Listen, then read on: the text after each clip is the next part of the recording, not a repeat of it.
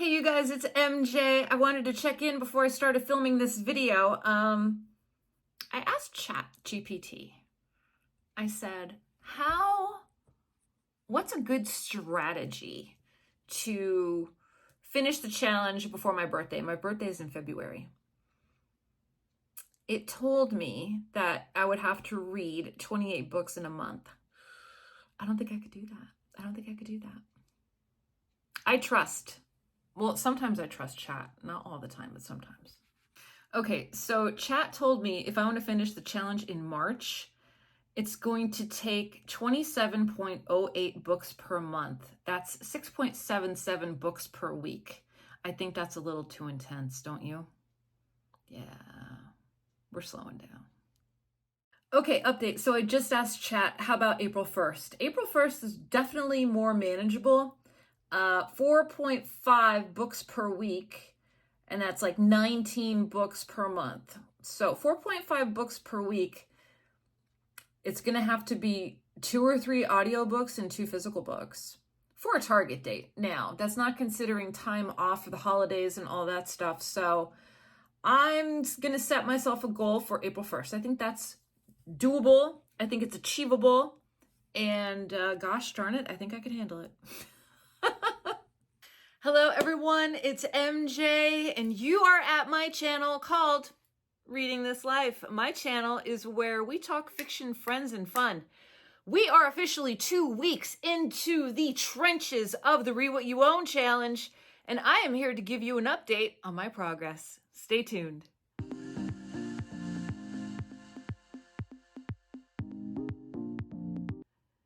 And remember, before we get started, please give this video a little bit of kindness. I would really appreciate it.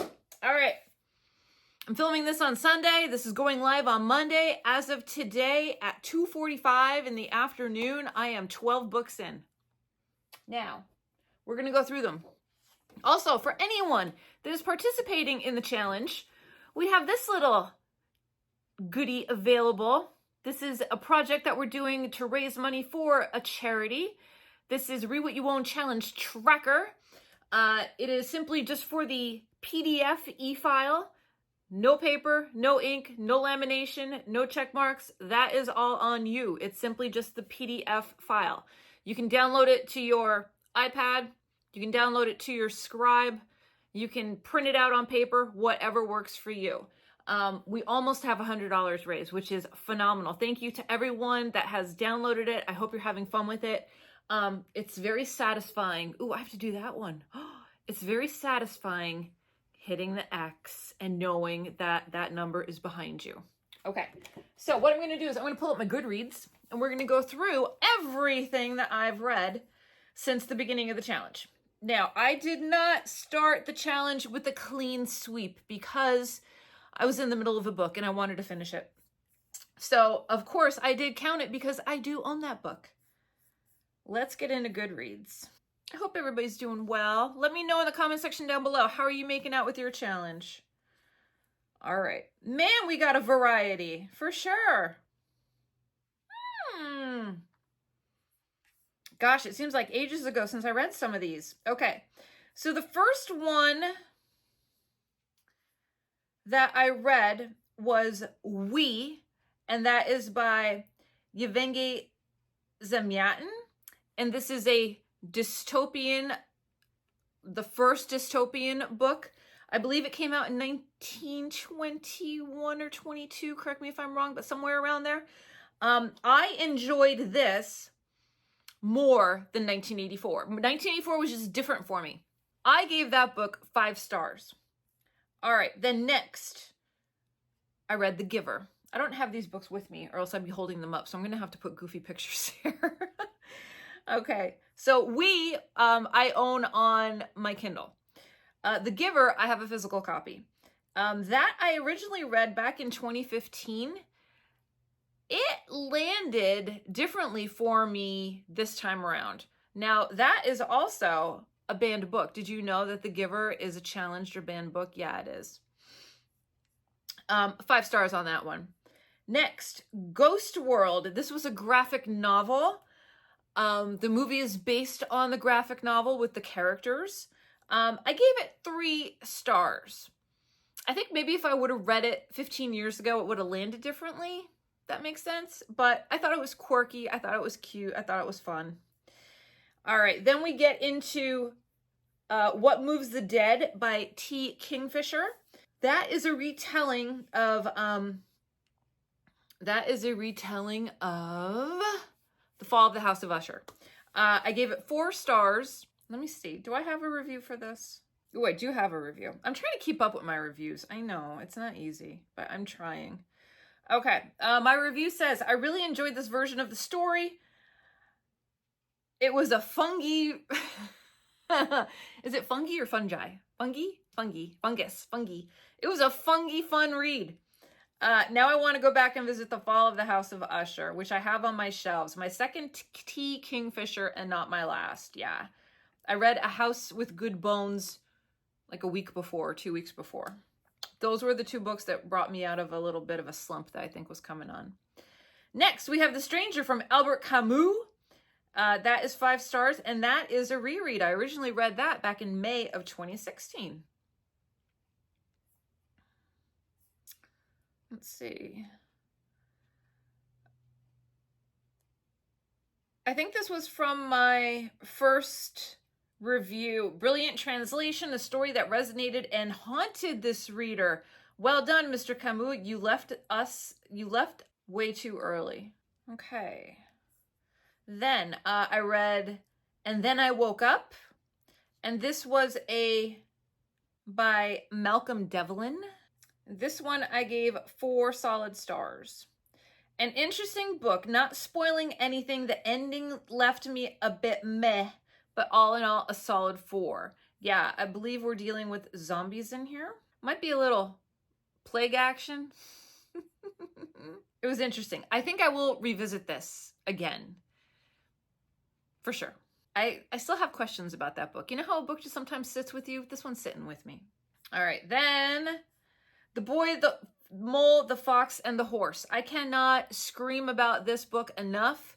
If you are in an emotional funk, if you get affected by seasonal affective disorder, if you suffer from bouts of depression, if you feel alone, if you feel like you're not worth it, get this audiobook and just listen to it. This book grounds me whenever I listen to it. And I'm going to sound like a squeaky wheel, but I'm never going to stop singing the praises of this book. I know it's meant for kids. It's also meant for adults. Sorry. True story. It is. It's just full of magic, and the kind of magic that will take you out of a dark place. So highly, highly, highly recommend the audiobook for sure. Then I went through Paperbacks from Hell. Paperbacks from Hell I have on my shelf.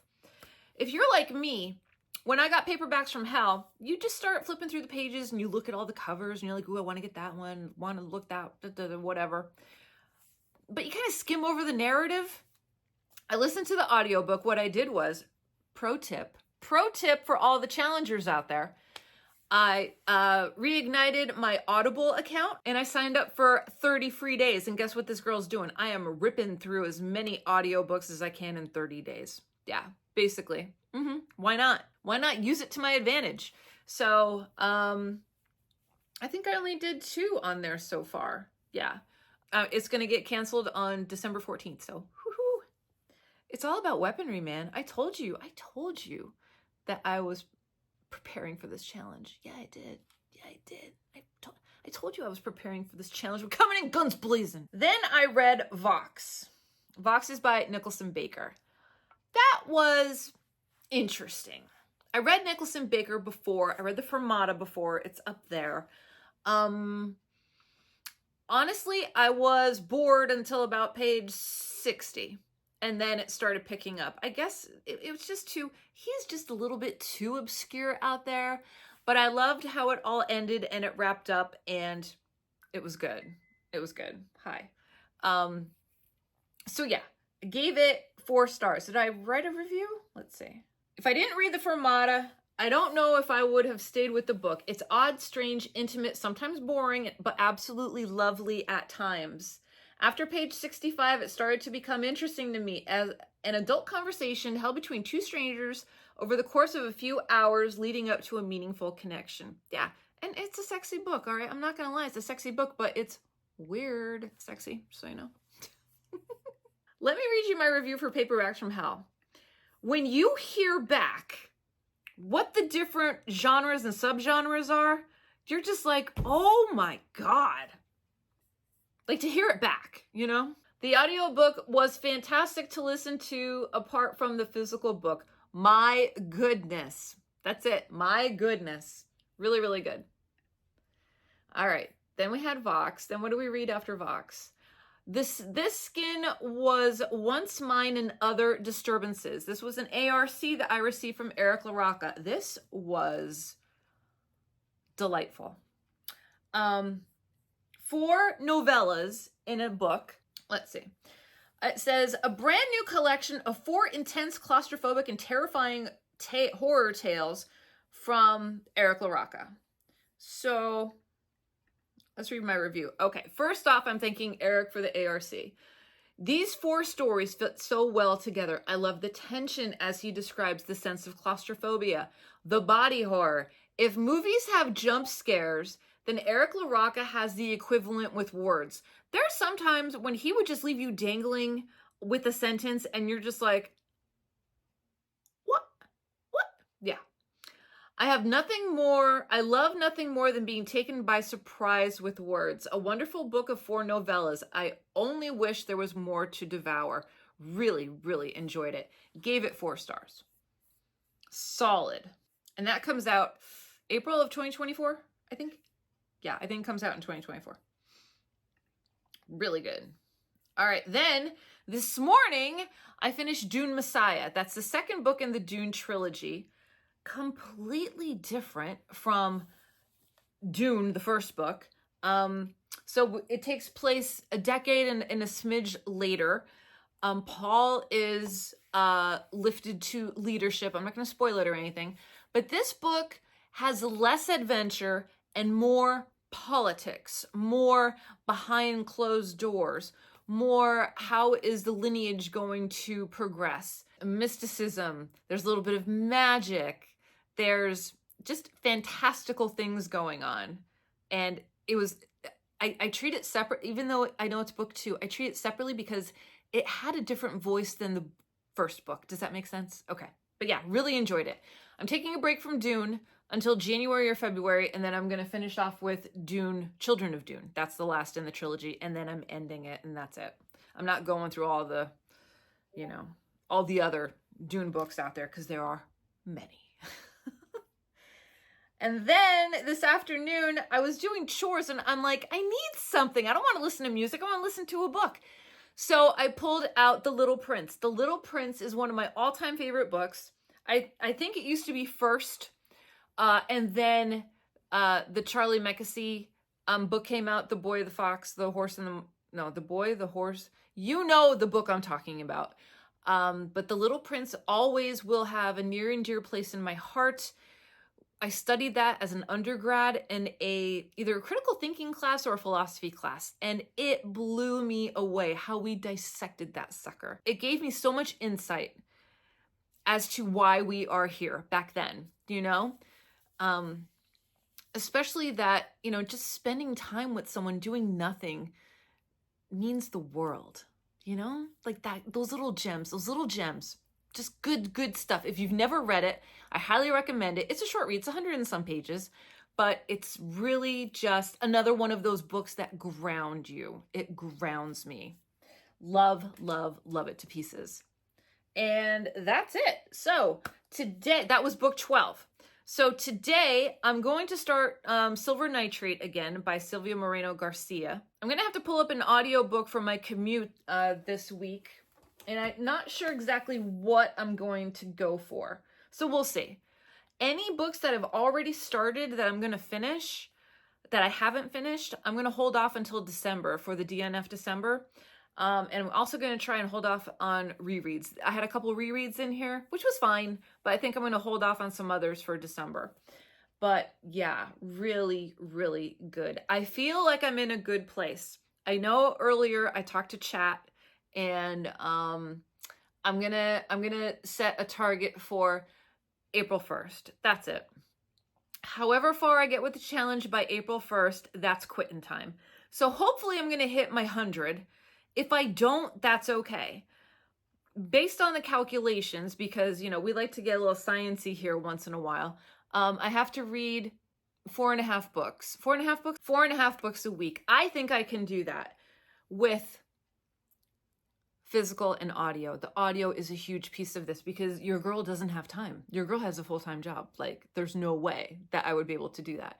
Audio books rule my commutes. Like, there's no music, there's no news. It's audiobooks, basically. And I am being strategic, and smaller books count.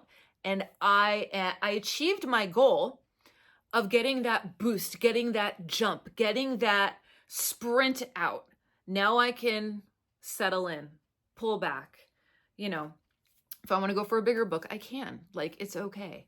So that's where we're at. And I haven't even like dug around on my Kindle to see what I have on there. So I know there's a lot of cool little short books on there. So I'll be diving into there too.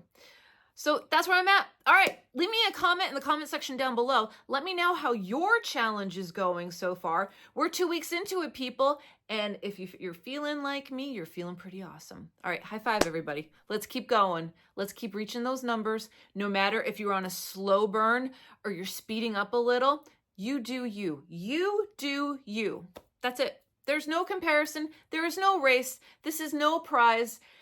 I mean, honestly, if I wanted to reach my birthday, I would have to read 7 books a week. There's no fucking way that I could read 7 books a week. But take it 2 more months, I think I could do that. With time off and all that good stuff, I honestly think I could do that. So, challenge is set. Let's go. All right, everybody, I hope you're doing well. Make sure that you're taking care of yourself so you can take care of others, and I will see you in my next video, whether that be sooner or later. So until next time, everyone, goodbye for now, and happy reading.